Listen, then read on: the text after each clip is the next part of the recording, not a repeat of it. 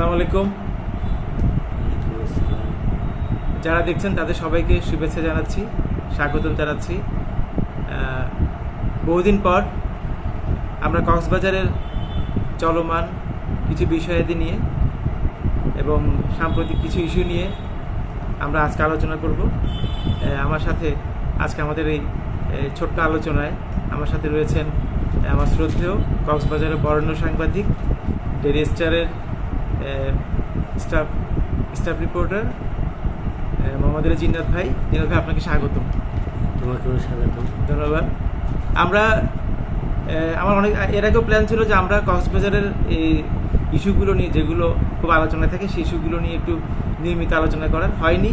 তো আমরা এটা আমার পরিকল্পনা রেখেছি, আমরা চেষ্টা করব ভবিষ্যতেও কক্সবাজার বিভিন্ন ইস্যু নিয়ে কথা বলার জন্য ধারাবাহিকতা, একটা ধারা, আমাদের বিশ্লেষণ এবং আপনাদেরও মধ্যেও বিষয়গুলো নিয়ে কী পতিত সেটা জানার চেষ্টা করব। একইভাবে আমরা আজকে সেই উদ্দেশ্য নিয়ে শুরু করছি ইনশাল্লাহ।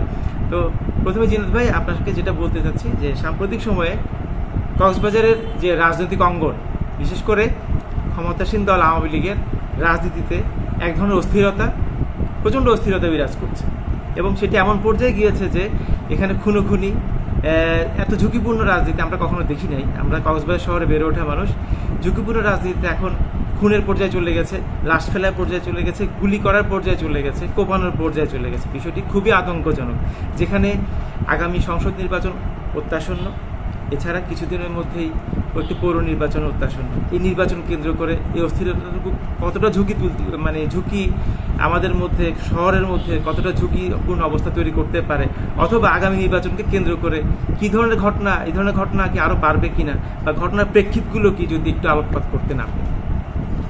ধন্যবাদ মনিরুল হাসান পলাশ। প্রথমে আমি তোমার প্রতি অশেষ কৃতজ্ঞতা জানাই যে আমাকে এই ধরনের একটি আলোচনায় কথা বলার আমন্ত্রণ জানানোর জন্যে। তুমিও রাজনীতি সংস্কৃতি থেকে বেড়ে ওঠা একজন ছেলে, প্রগতিশীল রাজনীতিতে ছিল, ছাত্রলীগ কক্সবাজার শহর কমিটির প্রেসিডেন্টের দায়িত্ব পালন করেছ। আমিও একটি ছাত্র সংগঠনের কেন্দ্রীয় কমিটিতে নেতৃত্ব দিয়েছি, জেলা কমিটির নেতৃত্ব দিয়েছি। সেই সুবাদে রাজনীতি বিজ্ঞানের ছাত্র না হলেও রাজনীতির সম্পর্কে লেখাপড়া করেছি, প্র্যাকটিক্যালি মাঠে ছিলাম। সেই দীর্ঘ অভিজ্ঞতার আলোকে আমরা শিখেছিলাম যে একটি রাষ্ট্রের সব কিছু নিয়ন্ত্রক হচ্ছে রাজনীতি, এবং সেই রাজনীতিকে নিয়ন্ত্রণ করে রাজনীতিবিদেরা। তো সেই রাজনীতিকে পরিশুদ্ধ করার জন্যে যারা নিয়ন্ত্রক, সেই রাজনীতিবিদদের নিশ্চয় সৎ, জনবান্ধব, রাষ্ট্র, সমাজ এবং মানুষের প্রতি, দেশের প্রতি কমিটমেন্ট, মানুষের প্রতি দরদ, ভালোবাসা ইত্যাদি থাকতে হবে। অর্থাৎ সাদামাটা বাজায় যদি বলতে চাই, একটি রাষ্ট্রকে যদি পরিপূর্ণভাবে পরিশুদ্ধ করতে চাই, ভালো বিশুদ্ধ রাজনীতির দরকার। আর এই বিশুদ্ধ রাজনীতিকে পরিশুদ্ধ করতে গেলে বিশুদ্ধ, সৎ, ত্যাগী, নিবেদিত প্রাণ, জনবান্ধব এবং মানুষের প্রতি দায়বদ্ধ রাজনৈতিক নেতৃত্ব দরকার। কিন্তু আমি কাউকে আঘাত করে বলছি না, কক্সবাজারের কন্টেস্টে বলছি যে ক্ষমতাসীন রাজনৈতিক দলে আজকে যে বড় শূন্যতা, সেটি হচ্ছে সঠিক রাজনৈতিক নেতৃত্বের অভাব। আমি একটি ব্যতিক্রম ছাড়া তাদের প্রতি শ্রদ্ধা রেখে আমি কথাটি বলছি, কাকে ব্যক্তিগতভাবে আঘাত করে বলছি, আঘাত করার জন্য বলছি। কক্সবাজারে আজকে ক্ষমতাসীন রাজনৈতিক দলে যে উত্তপ্ত পরিস্থিতি বিরাজ করছে, এগুলো কল্পনাতীত। কক্সবাজারের রাজনীতিতে এ ধরনের দৃশ্য অতীতে কোনোদিন দেখা যায়নি। আজকে একটি ইউনিয়নের একটি ওয়ার্ডে সম্মেলন হবে, কয়েক দফা তারিখ পরিবর্তন করতে হয়, কারণ একটি ওয়ার্ডে সম্মেলন করার মতো পিসফুলভাবে, শান্তিপূর্ণভাবে সেই পরিস্থিতি এখন নেই। সব জায়গায় একটি যুদ্ধাঙ্গী মনোভাব, দখলদারিত্বের মনোভাব, সহনশীলতা বলতে কিছু নেই। এটি আবার পয়দা হয়েছে রাজনৈতিক ক্ষমতাসীন রাজনৈতিক ধারাবাহিকভাবে দীর্ঘ সময় ক্ষমতায় থাকার কারণ। একটি রাজনৈতিক দল নিরবিচ্ছিন্নভাবে দীর্ঘদিন যদি ক্ষমতায় থাকে, তাহলে সেখানে যদি প্রকৃত রাজনীতির চর্চা না হয়, তাহলে এখানে রাজনীতিটা আর মুখ্য হয়ে থাকে না। এখানে ব্যক্তিতন্ত্র প্রাধান্য পায়, এখানে দখল, এখানে লুটপাট, এখানে মানে ক্ষমতা পেশি শক্তির দুটি প্রাধান্য পেয়ে যায়। আজকে কক্সবাজারের প্রেক্ষিত হয়েছে সেটি। আমি আপনাকে একটু যদি ইন্টারফেয়ার করি, যে বিগত সময় এর আগেও কিন্তু আওয়ামী লীগের শাসনামল ছিল, এর আগে আওয়ামী লীগ ক্ষমতায় ছিল, তখন কক্সবাজার আওয়ামী লীগের রাজনীতি ছিল, কিন্তু দলীয় কোন্দল এত মাথা ছাড়া দিয়ে উঠে নেই। এবং এটা আপনার গুলি করে মারা বা প্রতিপক্ষকে হয়রানি করা এরকম পর্যায়ে দেখি নাই। আমি আপনাকে একটু ইন্টারফেয়ার করি। আমরা এমনও শুনতে পাই যে কক্সবাজার আওয়ামী লীগের মধ্যে এমন গ্রুপিংটা এমন পর্যায়ে গিয়েছে যে এক পক্ষ থেকে বলা হয় অন্য পক্ষে কারোর সাথে যদি কোনো ছবি তোলা থাকে এবং সেই ছবি যদি তোলে তাকে তার কমিটিতে রাখা হবে না, মানে কোনো কমিটিতে রাখা হবে না। মানে এমন পর্যায়ে চলে গেছে, কোনো নেতার সাথে কারো যদি ছবি থাকে সেই নেতাকে পছন্দ করি না, কমিটিতে রাখবো না। খুব সুন্দর একটি কথা বলেছো। আমি একেবারে কক্সবাজার জেলা আওয়ামী লীগের সাংগঠনিক কাঠামোর দুটা প্রকৃত উদাহরণ তুলে ধরি। তুমি যে বিষয়টির অবতারণা করেছো তার একেবারে দালিলিক প্রমাণ। সেটি হচ্ছে যে কক্সবাজার জেলা আওয়ামী লীগের প্রচার ও প্রকাশনা সম্পাদক হচ্ছেন দৈনিক রূপসী গ্রামের সম্পাদক মোহাম্মদ মুশতাক আলম। তিনি তার পত্রিকায় কিছু সত্য প্রতিবেদন প্রকাশ করেছেন। সেই সত্য প্রতিবেদন প্রকাশ করতে গিয়ে জেলা আওয়ামী লীগের সম্মানিত সংগ্রামী সাধারণ সম্পাদক পৌর মেয়র জনাব শ্রদ্ধেয় মুজিবুর রহমানের প্রসঙ্গ চলে আসছে স্বাভাবিকভাবে। এখন এই নিউজকে কেন্দ্র করে সেটা আওয়ামী লীগের সাংগঠনিক কাঠামোতে ঢুকে গেছে, কিন্তু এটি একটি পত্রিকার একটি নিউজ। এবং সেই প্রেক্ষাপটে প্রচার ও প্রকাশনা সম্পাদককে জেলা আওয়ামী লীগের সাধারণ সম্পাদক জনাব মুজিবুর রহমান তার প্রতিপক্ষ স্রোতের নেতা মনে করে জেলা আওয়ামী লীগের কার্যকরী পরিষদের কোনো সভাতেও তাকে ডাকা হয় না। এমনকি যে কক্সবাজার জেলা ছাত্রলীগের সাবেক সাধারণ সম্পাদক আবু তাহের আজাদ, সেও মানে সহ দপ্তর সম্পাদক ছিল জেলা আওয়ামী লীগ বর্তমান কমিটির। কি একটি নিউজের বিষয় নিয়ে মুজিবুর রহমানের সাথে তার দূরত্ব তৈরি হয়, সেই থেকে মানে তার চক্ষুসুর। সে বর্তমানেও জেলা আওয়ামী লীগের একজন সম্পাদক মণ্ডলীর সদস্য, তাকেও কোনো সভা মিটিংয়ে জেলা আওয়ামী লীগের খবর দেওয়া হয়নি, ডাকা হয়নি। সে আমাকে নিজেই বলেছে, অত সে কমিটিতে আছে। অর্থাৎ তোমার কথাটা যে সূত্রটা বলছিল, আমি একেবারে প্রকাশ্যভাবে প্রমাণ, অকাট্য প্রমাণ উপস্থাপন করব।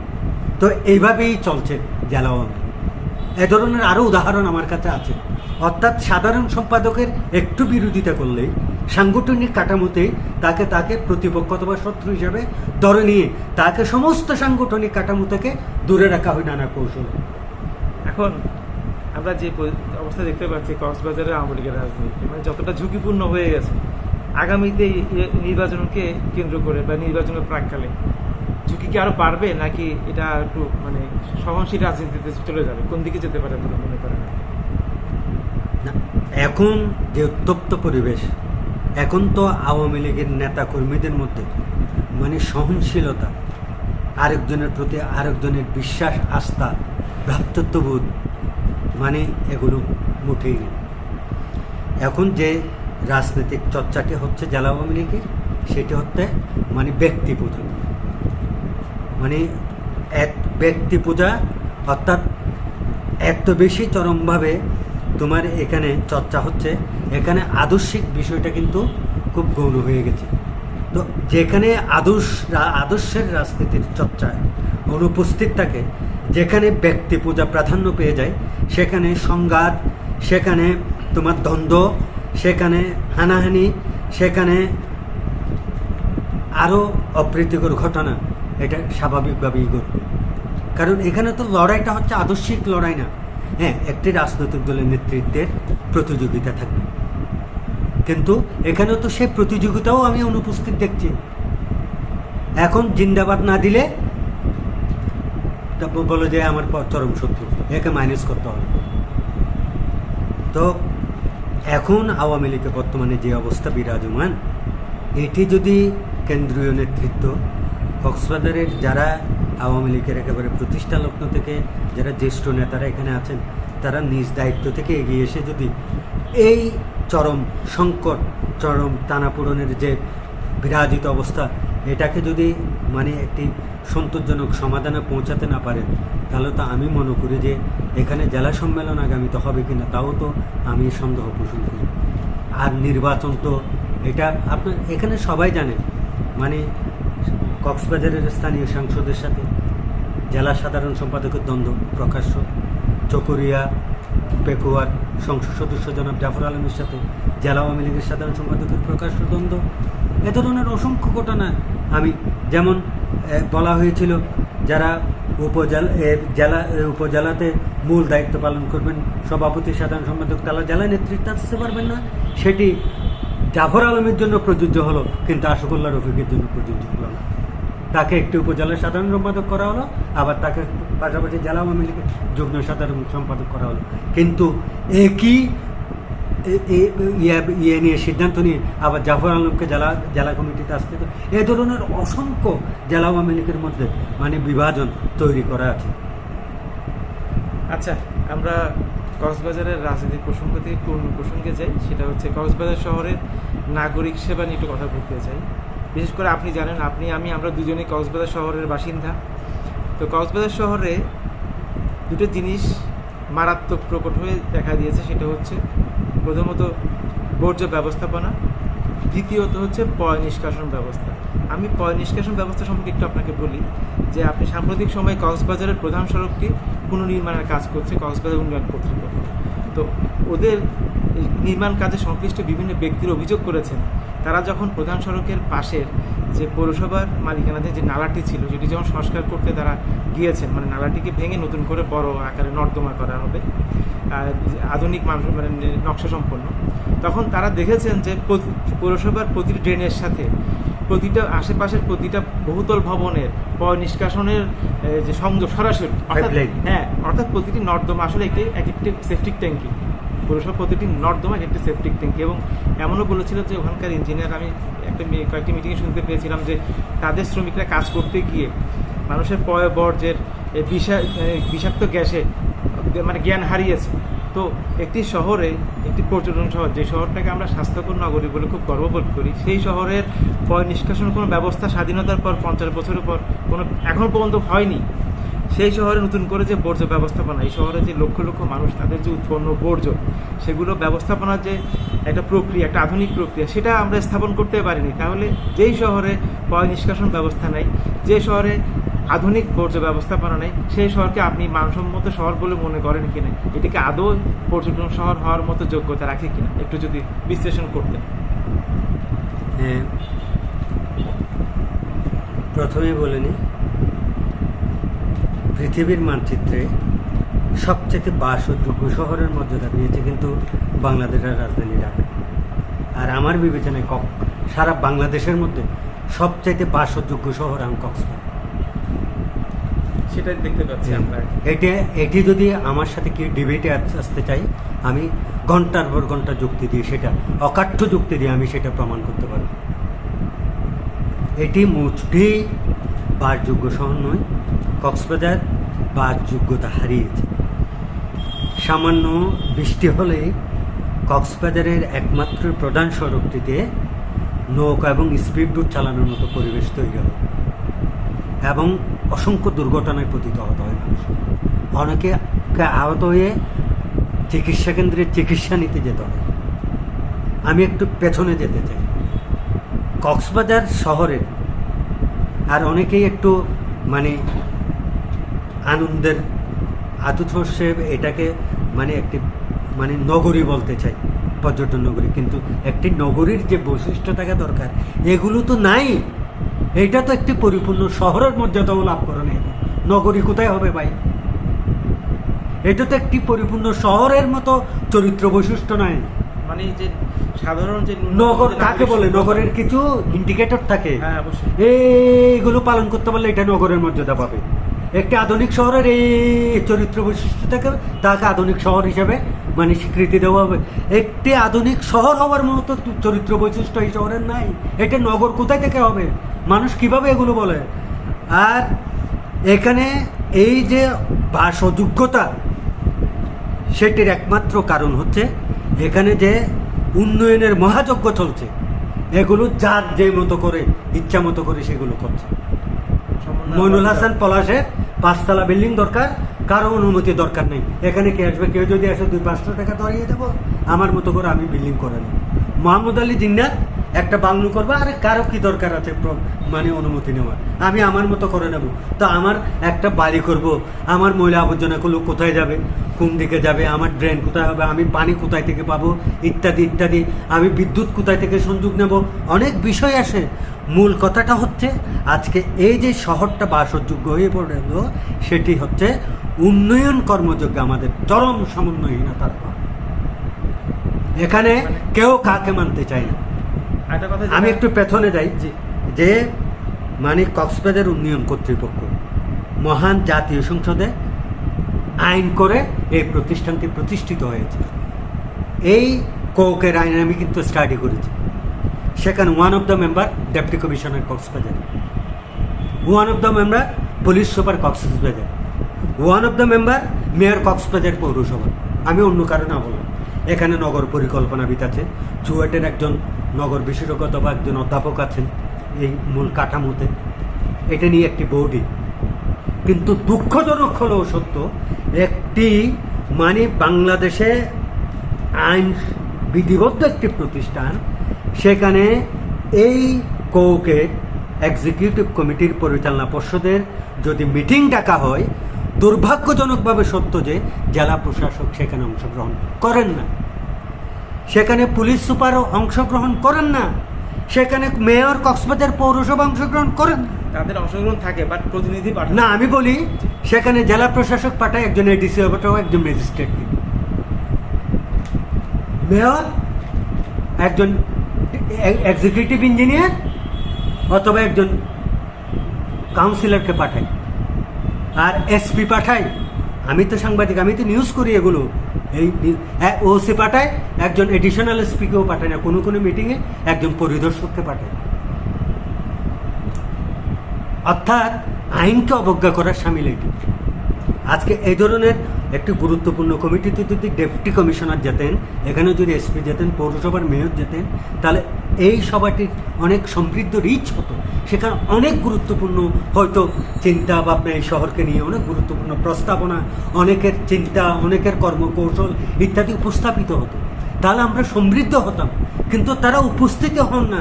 যেখানে এসপি যাওয়ার কথা, সেখানে যদি ভাই একজন পরিদর্শক যায়, একজন ডেপুটি কমিশনার উপস্থিত থাকবেন, সেখানে যদি তার একজন ম্যাজিস্ট্রেট প্রতিনিধিত্ব করে, শুধু 10 টাকা দিয়ে আমি হাজির আছি, তাহলে এই যে মানে নানা ধরনের অসঙ্গতির মধ্য দিয়ে এই শহরটিতে আমরা বেড়ে উঠছি। হ্যাঁ, তুমি যথার্থই বলছো। যেমন ঢাকা মেট্রো, ঢাকা সিটি কর্পোরেশনের 2টা, উত্তর দক্ষিণ, সেখানে আইন করা হয়েছে যেহেতু 5টার পর থেকে কর্মজীবী মানুষেরা, মানে যারা ইবাদত বন্দি করে ওরা 5টার পর থেকে বের হয়। কেউ নামাজে যাচ্ছে, কেউ গার্মেন্টসে যাচ্ছে, কেউ তার কর্মস্থলে যাচ্ছে। যানজটের জন্য তারা আর্লি একটু আগভাগে সময় নিয়ে বের হয়। তখন এই মানুষ রাস্তার থেকে বের না হওয়ার আগেই, অর্থাৎ সর্বশেষ 5টার মধ্যেই সমস্ত বর্জ্য পরিষ্কার করে ফেলা হয়। 5টার পরে ঢাকা মেট্রোপলিটন সিটিতে কোনো বর্জ্য পরিবহনের ট্রাক পাওয়া যাবে না। কিন্তু আমাদের কক্সবাজারে আমি দেখছি, যখন মহাসড়ক অথবা সড়কে শত শত মানুষের ব্যস্ততা বেড়ে যায়, যেমন দুপুর 10টা 11টায়, তখন দেখি ডাম্পিং ট্রাক যাচ্ছে একদম পিক আওয়ারে। অর্থাৎ ট্রাকটি যত দূর যাচ্ছে তত দূর মানে আমার পরিবেশকে মারাত্মকভাবে দূষিত করে ফেলছে। অনেককে রুমাল দিতে দেখি, অনেককেই মানে ভূমি করতে দেখেছি আমি। এটা কোন ধরনের ব্যবস্থাপনা? এটি তো কোনোদিন হতে পারে না। সবচেয়ে কথা হচ্ছে কি, যে বর্জ্যগুলো তো আপনার রিসাইক্লিং বা আচ্ছা, তারপর আরেকটা কথা, এই বর্জ্যগুলো আচ্ছা কালেকশন করলো দিনে দুপুরে, তারপর এগুলি নিয়ে যাচ্ছে কোথায়? বাকখালী নদীতে যাচ্ছে। বাকখালী নদী ভরাট হয়ে যাচ্ছে। এবং আমরা গিয়েছি ফেসকার পাড়ায়, ওখানে কিছু জলকপাট ছিল। হ্যাঁ, এই যে পৌরসভার যে বর্জ্যগুলো, এগুলো পানি চলাচলের নালিতে গিয়ে এই জলকপাটগুলো বন্ধ করা হয়েছে। পানি চলাচল করতে পারে না। সামান্য বৃষ্টি হলে তখন পানি ফ্লো হয়ে যায় এবং কক্সবাজার শহর জলবদ্ধতায় নিমগ্ন হয়ে যায়। এ ধরনের অসংখ্য উদাহরণ আমি দিতে পারি। এখানে বর্জ্য ব্যবস্থাপনায় চরমভাবে ব্যর্থ পৌর কর্তৃপক্ষ। আমি ব্যক্তিগতভাবে কারো আঘাত করতে চাই না। সেটা তো একদিনে হয় নাই, দীর্ঘদিনের হ্যাঁ, অর্থাৎ এটা হচ্ছে কি মানে পরিকল্পনার অভাব, একটা কর্ম পরিকল্পনার অভাব। কিন্তু ব্যাপারটা হচ্ছে ধরেন এখনো পর্যন্ত আমরা কিন্তু বর্জ্য ব্যবস্থাপনা এবং নিষ্কাশন ব্যবস্থাপনার ব্যাপারে সুনির্দিষ্ট কোনো প্ল্যানিং হয়েছে আমরা জানতে পারিনি। এখনো পর্যন্ত হয়েছে কিনা আমাদের জানা নাই। এটা কবে হবে?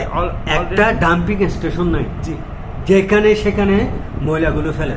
আমি নিউজ করেছি তো, হাসিমে মাদ্রাসার যে বড় নালাটি আছে ওখানে পৌরসভার ট্রাকে গিয়ে ওখানে ওই নালাতেই বর্জ্যগুলো ফেলাচ্ছে। এটা একটা ডাম্পিং স্টেশন হতে পারে না তো। এভাবে তো চলতে পারে না, এটা এভাবে তো হবে না। এভাবে একটা শহর টিকে থাকতে পারে না। ভাই আমি বলছি যে আমার যদি মেধা না থাকে, আমার যদি আইডিয়া না থাকে, আমি অন্য কারো কাছ থেকে এটা শেয়ার করব। এখন তথ্য প্রযুক্তির যুগ, বিশ্বের বিভিন্ন উন্নত শহরগুলো বর্জ্য ব্যবস্থাপনা কিভাবে করে এগুলো তো গুগলে চার্জ করলে পাওয়া যায় না। যাই হোক, একটা পৌর কর্তৃপক্ষের একটা তো নির্দিষ্ট সেল থাকে বর্জ্য ব্যবস্থাপনা। এরা সেভাবে গভর্নমেন্টের সরকারের সহযোগিতা নিয়ে, বিশেষজ্ঞদের সহযোগিতা নিয়ে ঢাকা শহরে তো করা হচ্ছে অন্তত। হ্যাঁ, ঢাকা শহরে কিন্তু কিছু বর্জ্য ব্যবস্থাপনা মানে ঢাকা চট্টগ্রাম যেগুলো মানে যেগুলোকে সিটি কর্পোরেশন করা হয়েছে, এরা নিজেই ধরে নিয়েছে যে সবচাইতে গুরুত্বপূর্ণ বিভাগ হচ্ছে বর্জ্য ব্যবস্থাপনা বিভাগ। তারা এই যে রাজস্ব আয় বিভাগ, রাজস্ব শাখা, ওটাকে সেকেন্ড স্টেজে রেখেছে। আয় ইনকামের যেটা পথ, এই যে হোল্ডিং ট্যাক্স নেওয়া, তারপরে গাড়ি ঘোড়ার লাইসেন্স দেওয়া, তারপরে রিক্সার লাইসেন্স দেওয়া, ড্রাইভিং লাইসেন্স, এগুলোকে দ্বিতীয় পর্যায়ে রেখেছে। প্রথম পর্যায়ে রেখেছে বর্জ্য ব্যবস্থাপনা, নাগরিক সুবিধা নিশ্চিত করার জন্য। এটাই গুরুত্বপূর্ণ একটা বিষয়। এবং আমি আরও উদাহরণ দিয়ে দিতে পারি। ঢাকা দক্ষিণ সিটি কর্পোরেশনের প্রধান বর্জ্য ব্যবস্থাপনার যিনি দায়িত্ব পালন করেন, তিনি মানে ডেপুটেশনে আনেন একজন কর্নেল পদবীধারী একজন সেনাবাহিনীর কর্মকর্তাকে। তারা এত গুরুত্ব দেন বিষয়টাকে। না, এখন আমাদের কক্সবাজারে এই জিনিসটা যদি ইতিমধ্যে কিন্তু বর্জ্য ব্যবস্থাপনা অনেকটা মানে চরম অসহনীয় পর্যায়ে চলে গেছে। এভাবে যদি এখানে কোনো সিস্টেম নাই, এখানে কোনো ব্যবস্থা নাই, এখানে কোনো পরিকল্পনা নাই। মানে অদূর ভবিষ্যৎ, তারপরে সুদূর প্রসারী ইত্যাদি ইত্যাদি কোনো পরিকল্পনা, এভাবে তো মানে ম্যারাথন ভাবেই চলছে। এভাবে তো শহরটা অচল হয়ে যাবে, অলরেডি অচল তো হয়েই গেছে। সেটাই, এই যে আজকে একটু সামান্য বৃষ্টির পানি পড়লে যে জলাবদ্ধতা, এগুলো তো বর্জ্য ব্যবস্থাপনা না থাকার কারণে সৃষ্টি হয়েছে। কারণ পানি চলাচলের, পানি যাতায়াতের যে ছোট ছোট খাল, ছোট ছোট নাসিগুলো ছিল কক্সবাজার শহরে, সবগুলো এই যে বর্জ্য এসে ভরে গেছে, যার কারণে পানি চলাচল স্বাভাবিক হতে পারছে না। এবং পানি হলে, বৃষ্টি হলেই ওই যে ফ্লো হয়ে রাস্তাঘাট ডুবিয়ে দিচ্ছে। তবে আমি বলি, এর পাশাপাশি কিন্তু আমাদের নাগরিক সচেতনতার ব্যাপার আছে। আমরা নিজেরও, আমাদের নিজেদের কিন্তু অভ্যাস ভালো না, মানে আমরা অভ্যাসে মানে অভ্যস্ত আর কি। আমাদেরও নাগরিক দায়িত্ব। আমি শুধু পৌরসভাকে যদি সমস্ত দায়িত্ব, সমস্ত ব্যর্থতার চাপ তাদের উপর ফেলে দিই, সেটি মানে অন্যায় হবে এক ধরনের, তাদের প্রতি জুলুম হবে। মানে নাগরিকদেরও কিছু কিছু তো দায়িত্ব আছে। আমি আমার প্রতিদিনের বাড়িতে যে বর্জ্যগুলো, যে ময়লা আবর্জনাগুলো হয়, আমি কি সেটা যথাযথভাবে সংরক্ষণ করে যথাযথ জায়গায় নিয়মিত ফেলছি কিনা, বা সেটাও তো বিষয়। বর্জ্য আছে যেগুলো আপনি নিজে চাইলেও এটাকে ব্যবস্থা করতে পারেন আপনার নিজের আঙিনার মধ্যে বা অবশ্যই। আমি একটা ডাস্টবিন করতে পারি। আমি আরো আমার পাড়া প্রতিবেশী 5-10 পরিবারকে বলতে পারি যে ভাই আপনাদের ময়লা আবর্জনাগুলো ডাস্টবিনে রাখবেন। আমরা নিজেরা পৌরসভার কর্মী যদি নাও থাকে, আমরা চাঁদা তুলে, মানে আমাদের 72 এলাকায় আমাদের আশেপাশের আমাদের রুটটাতে সালাম রুট, আমরা সেটা শুরু করেছি যে সকল কিছু পৌরসভাকে দায়িত্ব দিলে হবে না, নাগরিকদেরও কিছু দায়িত্ব। আমরা মাসে 50 টাকা করে দিই। হ্যাঁ, আমরা দুজন মানে পরিচ্ছন্নতা কর্মী রেখেছি, তারা আমাদের বাসায় এসে একটা টাইমে পলিথিনের মধ্যে যে পলিগুলো নিয়ে যায় এবং তারা ঠেলা গাড়িতে করে সেটা নিয়ে যায়। অর্থাৎ ব্যাপারটা হচ্ছে কি, আমাদের নিজেদের স্বার্থেই আমাদের নিজেদের ব্যবস্থা দায়িত্ববোধের পরিচয়। এটা হয়রানি তো আমাদের সবারই। ধরেন কথার কথা, কর্তৃপক্ষ পারলো না বা করলো না, কিন্তু ভোগান্তিটা আমাদের। আমি যদি নিজ দায়িত্বে কিছুটা মানে কিছুটা এগিয়ে আসতে পারি, তাহলে আমার ভোগান্তি কিছুটা কমবে। এই যে সচেতনতা বোধ কক্সবাজার শহরের মানুষের মধ্যে আসা উচিত। আসলে আমাদের ভোগান্তি কিছুটা কমবে। তো পৌরসভা তো এই জনসচেতনতা তৈরি করার জন্য কাজ করতে পারে, এটাও তো কাজ করতে পারে। হ্যাঁ, সেটাই। তারা তো সেটাও করে না, সেটাও বাদ দেন। আপনার ঠিক আছে, পৌরসভা পারলো না, কক্সবাজার কিছু মানে কথিত পরিবেশবাদী সংগঠন আছে, এরা চাইলে হতে পারে। মানে আমি এদেরকে শুধু ওই কোনো একটা বিশেষ আমি মাপ চাই, ইস্যুতে চিলাচিলি করতে আমি দেখি, মাপ কিন্তু চাই, আমি সার্বজনীনভাবে- কাউকে আহত করতে চাই না। আমি সেটা বলছি, পরিবেশ মানে তো শুধু পাহাড় পর্বত, পাহাড় না, নদী না, প্রতিটা বাসস্থানও পরিবেশের অংশ, প্রতিটা মানুষের চলাচলের পথ পরিবেশের অংশ, প্রতিটা খালও পরিবেশের অংশ, পৌরসভার প্রতিটা জায়গা, প্রতিটা পানি চলাচলের পথ পরিবেশের অংশ। সেক্ষেত্রে সত্যের হওয়া উচিত ছিল। সবচাইতে তো বড় পরিবেশের অংশ বর্জ্য সেটাই বর্জ্য সেক্ষেত্রে- ব্যবস্থাপনা, হ্যাঁ। এটার সাথে মানুষের স্বাভাবিক প্রতিদিনকার- দৈনন্দিন জীবনযাত্রা প্রতিদিনকার জীবনযাপন অঙ্গাঙ্গিভাবে জড়িত। তো সেগুলোর ক্ষেত্রে তারা চাইলে তারা কিছুটা এগিয়ে আসতে পারে, সচেতনতার ক্ষেত্রে তারাও কিছু মানে অংশগ্রহণ করতে পারতো আর কি, যদি অবশ্যই তারা অন্তত পক্ষে মানে কক্সবাজারের বর্জ্য ব্যবস্থাপনার বিষয়ে মানে জনসচেতনতা, জনমত তৈরি করার জন্য, জনমত সংগঠিত করার জন্য এবং তাদেরকে নাগরিক দায়িত্ববোধ সম্পর্কে মানে সতর্ক করার জন্য তারা একটা লিফলেট করতে পারতো, বিভিন্ন মহল্লায় ব্যানার ঝুলাতে পারতো, অথবা প্রতীকী আবর্জনা ব্যবস্থাপনা করতে হ্যাঁ। পারতো। এবং তারা দুটো ডাস্টবিন স্থাপন করতে সবচেয়ে পারতো। কথা হচ্ছে যে যে কোনো একটা নির্দিষ্ট এলাকাকে মডেল হিসেবে ধরে সে শহরে সেই একটা এলাকাটাকে মহল্লা, পরিচ্ছন্ন করে, একটা হ্যাঁ, রুটকে হ্যাঁ টার্গেট করে এটাকে model- একটা পাইলট প্রজেক্ট হিসেবে নিতে পারতো। কক্সবাজারে এনজিওর অভাব নাই, এনজিওর অভাব নাই, বেসরকারি সংস্থার অভাব ভাই, নাই, তুমি আন্দোলনকারীর যেগুলো অভাব বলছো নাই। সেই সব পরিবেশবাদী সংগঠন এগুলো থেকে অনেক দূরে, জি, তাদের এখন মগজে এগুলো নেই। আমরা সর্বদিক দিয়ে আমরা দুর্ভাগা আর কি। সেটাই। যাই হোক, আমি আরেকটা ছোট্ট প্রসঙ্গে আপনাকে একটু দৃষ্টি আকর্ষণ করবো, আলোচনা করতে বলবো যে আমরা দেখতে পেলাম যে সর্বশেষ কক্সবাজারের কিছু সংবাদকর্মী এবং সাংবাদিক তারা সরকারের, সম্ভবত এটা কোন বিভাগকে, তথ্য মন্ত্রণালয় থেকে বোধহয় দেওয়া হয়েছে, না, এটা প্রধানমন্ত্রীর প্রধানমন্ত্রী কার্যালয় কার্যালয় থেকে।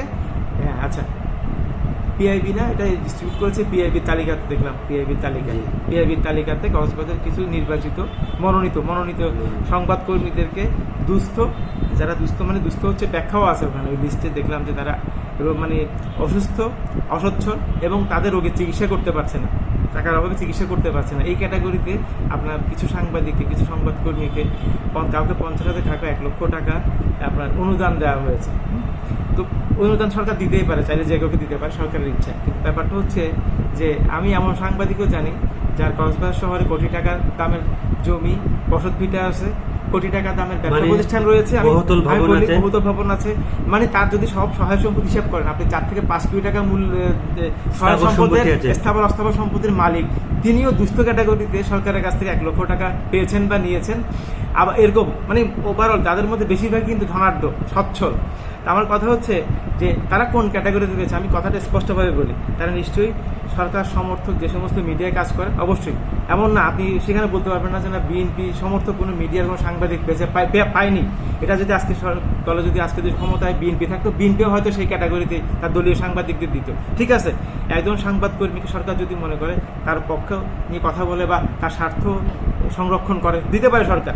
তো আমার কথা হচ্ছে অনুদানটাকে সেভাবে বরাদ্দ দিলে হতো যে না ঠিক আছে, এটা সরকারের বিভিন্ন উন্নয়ন কর্মকাণ্ডের প্রচার করে বা সরকার বান্ধব সেই ক্যাটাগরিতে দেওয়া হলো, তাহলেও হতো। কিন্তু একজন সুস্থ সবল মানুষ, একজন ধনাঢ্য মানুষ, তাকে যদি রোগী বানিয়ে, অসচ্ছল বানিয়ে দেওয়া হয়, এটা তারও যেমন মর্যাদার হানি করে, পুরো সাংবাদিক জগতে, সাংবাদিকদের ভাবমূর্তির ক্ষেত্রে এটা ব্যাপক প্রশ্ন। মানুষ ঠাট্টা করে, হাস্যরস করে।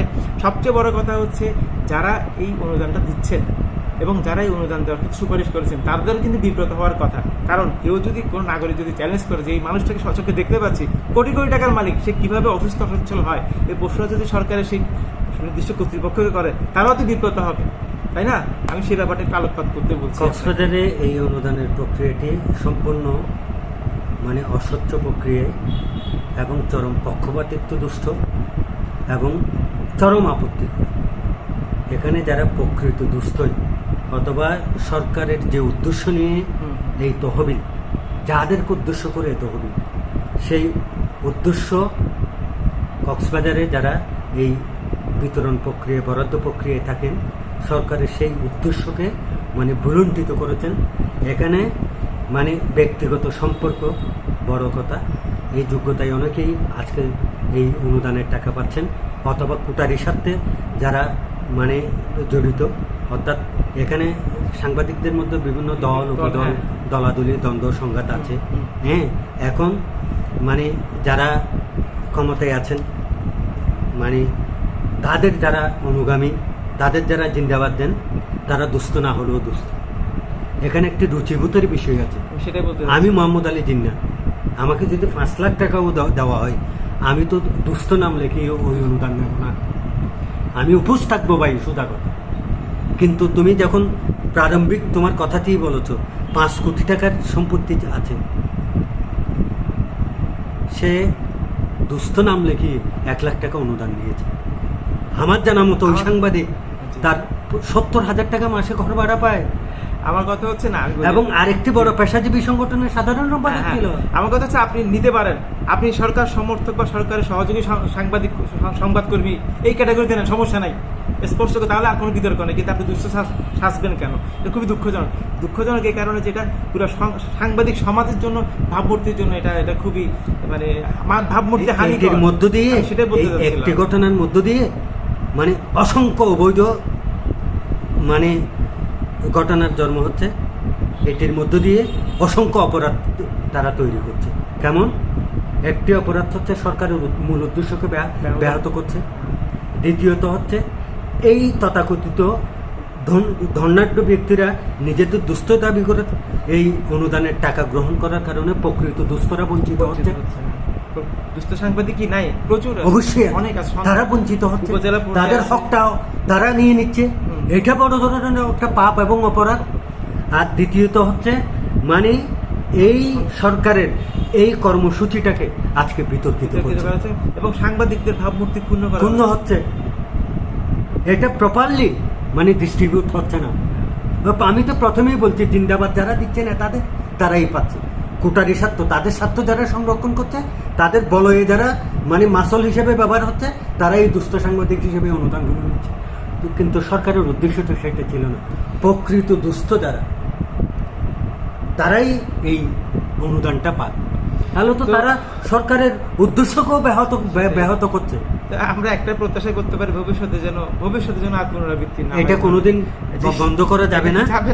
কারণ এটা প্রপারলি ডিস্ট্রিবিউটর সরকারের মহৎ উদ্দেশ্য পরিপূর্ণভাবে বাস্তবায়িত হবে যদি এই যে সাংবাদিকদের যে মানে প্রতিনিধিত্বকারী যে সংগঠনগুলো আছে, সেখানে দেখি সৎ নিবেদিত প্রাণ প্রকৃত সাংবাদিক বান্ধব প্রতিনিধিত্ব তৈরি হয়। আমরা সে কামনা করছি যেন তেমনই হয় আর কি, সবার মধ্যে যেন একটু বোধোদয় হয়। কারণ সাংবাদিকতা এখন খুব চ্যালেঞ্জের মুখে রয়েছে। চ্যালেঞ্জের মুখে বিভিন্ন কারণে, আপনি জানেন, মানে সাংবাদিকতা বাংলাদেশের ইতিহাসে সর্বোচ্চ সংকটকাল অতিক্রম করছে। সাংবাদিক যেমন করছে, সংবাদ মাধ্যম, গণমাধ্যমও করছে। এই চ্যালেঞ্জের মধ্যে কয়টা সংবাদ মাধ্যম টিকে থাকবে, সেটাও কিন্তু একটা বড় প্রশ্ন। এই অবস্থায় গিয়ে আমরা যদি এখনও নিজেদের মধ্যে বোধোদয় না হয় বা আমাদের এই চিন্তাটা না আসে, যেন সাংবাদিকতা টিকিয়ে রাখতে হবে জনগণের সাথে, দেশের সাথে, যদি এখনো চিন্তা না, তাহলে আমাদের দুর্ভাগ্য ছাড়া। এখন তো অষ্টম ইউজবুক চলছে, 2-3টা প্রিন্ট মিডিয়া এবং 2-3টা ইলেকট্রনিক্স মিডিয়া ছাড়া কেউ অষ্টম ইউজবুক দিতে পারছে না, সম্ভব না।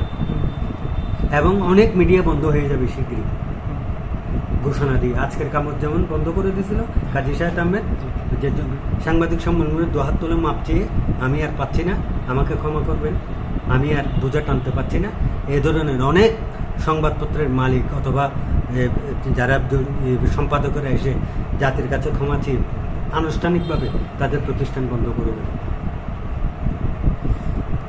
ধন্যবাদ। এটাতে আপনাকে অসংখ্য ধন্যবাদ। আমরা কক্সবাজারের কিছু বিষয় নিয়ে আলোকপাত করার চেষ্টা করলাম। আমি আশা করবো আমাদের এই আলোচনায় কেউ মনক্ষুণ্ণ হবেন না। আমরা দুজনই খোলা মনে কথা বলতে পছন্দ করি। কারোর সাথে আমাদের কোনো ব্যক্তিগত বিরোধ নেই। আমরা মনে করি কথাগুলো বলেছি জনস্বার্থে। আমরা এই কথাগুলো বলেছি যাতে আপনাদের একটু চিন্তা করে যদি একটু ইতিবাচক কোনো কাজ করেন, সেটাই। আমরা কারো প্রতিপক্ষ নেই, কারোর সাথে আমাদের কোনো ব্যক্তিগত বিরোধ নেই। তো যাই হোক, আমরা চেষ্টা করব আগামীতে মোটামুটি নিয়মিতভাবে কক্সবাজারের বিভিন্ন চলমান ইস্যু নিয়ে কথা বলার।